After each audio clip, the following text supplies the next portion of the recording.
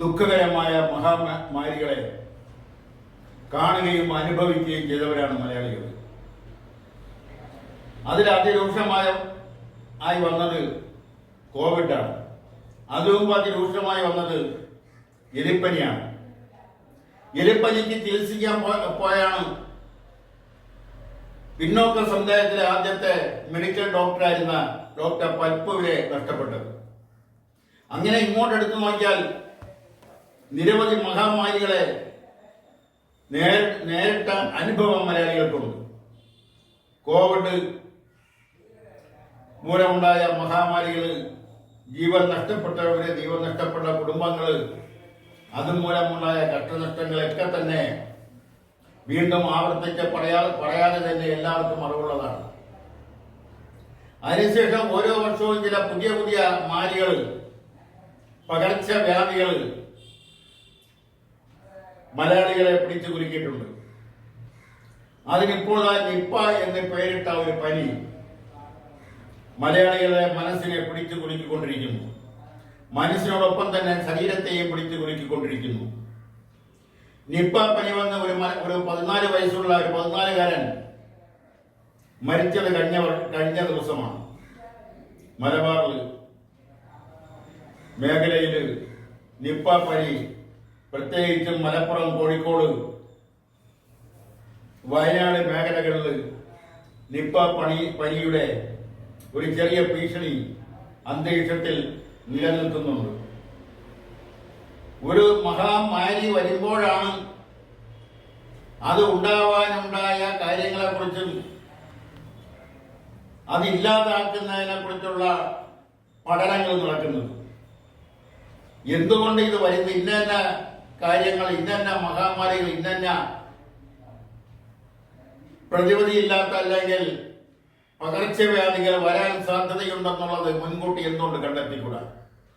അത് കണ്ടെത്തി അതിനെന്തുകൊണ്ട് മുൻകരുതലുകൾ എടുത്തുകൂടാ? അതിനെന്തുകൊണ്ട് അത് വരാതിരിക്കുന്നതിനുള്ള വാക്സിനേഷൻ എന്തുകൊണ്ട് എടുത്തുകൂടാ?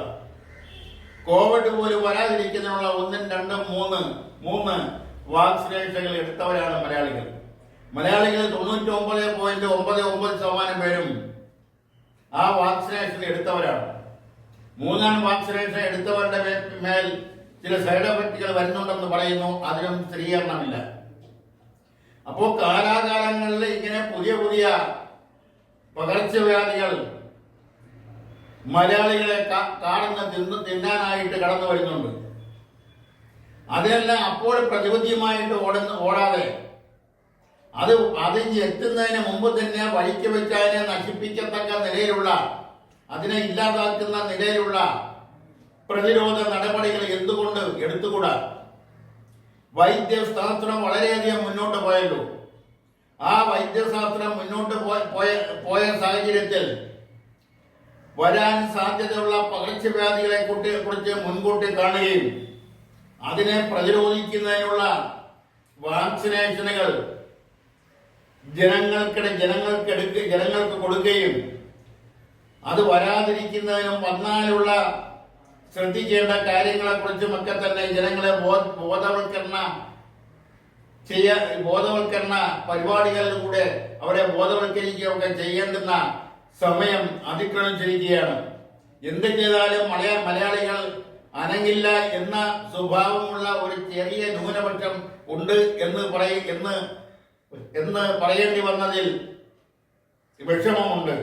അവരെ കൂടി മുഖ്യധാരയിലേക്ക് കൊണ്ടുവന്ന് പ്രതിരോധ നടപടികൾ ശക്തമാക്കുകയും നിപ്പ പനി വന്നു കഴിഞ്ഞാൽ എടുക്കേണ്ട മുൻകരുതലുകൾ, ആ രോഗം ബാധിച്ചവരെ എങ്ങനെയാണ് ശുശ്രൂഷിക്കേണ്ടതെന്നും അവരിൽ നിന്നും എന്തെല്ലാമാണ് ഏതെല്ലാം നിലയിലാണ് മാറി നിൽക്കേണ്ടതെന്നും അങ്ങനെ മാറി നിൽക്കേണ്ടി വരുന്ന സാഹചര്യത്തിൽ ഏത് നിലയിലുള്ള ചികിത്സയാണ്, ശുശ്രൂഷയാണ് പനി ബാധിച്ചവർക്ക് നൽകേണ്ടതെന്നതിനെ കുറിച്ചും ഒരു മുൻകരുതൽ, ഒരു മുൻധാരണ ജനങ്ങളുടെ ഇടയിൽ ഉണ്ടാക്കിയെടുക്കുന്നുള്ള ബോധവൽക്കരണം അത് വന്ന് കഴിഞ്ഞതിന് ശേഷം നടത്തുന്നതിനേക്കാൾ എത്രയോ നല്ലതാണ് അത് വരുന്നതിന് മുമ്പ് നടത്തുന്നത്. അങ്ങനെയുള്ള മുൻകരുതലുകൾ എടുക്കാൻ ഇനിയും വൈകിക്കൂടാ. പകർച്ചവ്യാധികൾ ഇനിയും വരാം. അവയ്ക്കെല്ലാം പുതിയ പേരുകൾ കണ്ടെത്തേണ്ടിയിരിക്കുന്നു. അതിനെയെല്ലാം പ്രതിരോധിക്കുന്നതിനുള്ള പ്രതിരോധ മരുന്നുകൾ അത് ഇപ്പോഴേ കണ്ടെത്തുകയും വരാൻ സാധ്യതയുള്ള പകർച്ചവ്യാധികളുടെ വൈറസുകളെ മുൻകൂട്ടി പഠിക്കുകയും ആ വൈറസുകളെ ഇല്ലാതാക്കുന്നതിനുള്ള പ്രതിരോധ മരുന്നുകൾ ബയോടെക്നോളജി പോലുള്ള സ്ഥാപനങ്ങൾ കണ്ടെത്തുകയും അതിനു വേണ്ടുന്ന നടപടികളുമായിട്ടാണ് മെഡിക്കൽ സയൻസ്, മെഡിക്കൽ വിഭാഗം, വിദ്യാർത്ഥികൾ, അധ്യാപകര് എല്ലാം ശ്രദ്ധ കേന്ദ്രീകരിക്കേണ്ടത്. ഒരു മന്ത്രിയെ മാത്രം കുറ്റം പറഞ്ഞുകൊണ്ട് കാര്യമില്ല. ആരോഗ്യമന്ത്രി ആയിപ്പോയത് കൊണ്ട് മെഡിക്കൽ സയൻസിനെ കുറിച്ചോ അല്ലെങ്കിൽ വൈദ്യരംഗത്തോ അല്ലെങ്കിൽ രോഗങ്ങളുമായിട്ടുള്ള കാര്യങ്ങളെ കുറിച്ചോ അറിവ് വേണമെന്നില്ല. മാത്രമല്ല, ഇടതുപക്ഷ സർക്കാർ ഭരിക്കുന്ന ഒരു സംസ്ഥാനത്ത് ഒരു മന്ത്രിക്ക് പ്രത്യേകിച്ച് റോളൊന്നും ഇല്ല എന്നുള്ളത് ആ ഇടതുപക്ഷ പ്രസ്ഥാനത്തിലെ ഏതെങ്കിലും രാഷ്ട്രീയ പ്രസ്ഥാനങ്ങളിൽ പ്രവർത്തിച്ചവർക്കെല്ലാം അറിയാവുന്ന കാര്യമാണ്. ആ ഓരോ മന്ത്രിയും നിയന്ത്രിക്കുന്ന പ്രത്യേക സെല്ലുകളുണ്ട്. ആ സെല്ലെടുക്കുന്ന തീരുമാനങ്ങളോടൊപ്പം നിൽക്കുക മാത്രമേ മന്ത്രിക്ക് കഴിയൂ എന്നുള്ളത് ഇന്നും നിലനിൽക്കുന്നത്. അത് ശരിയാണോ തെറ്റാണോ എന്നതിനെ കുറിച്ചൊന്നും വിലയിരുത്തുന്നില്ല.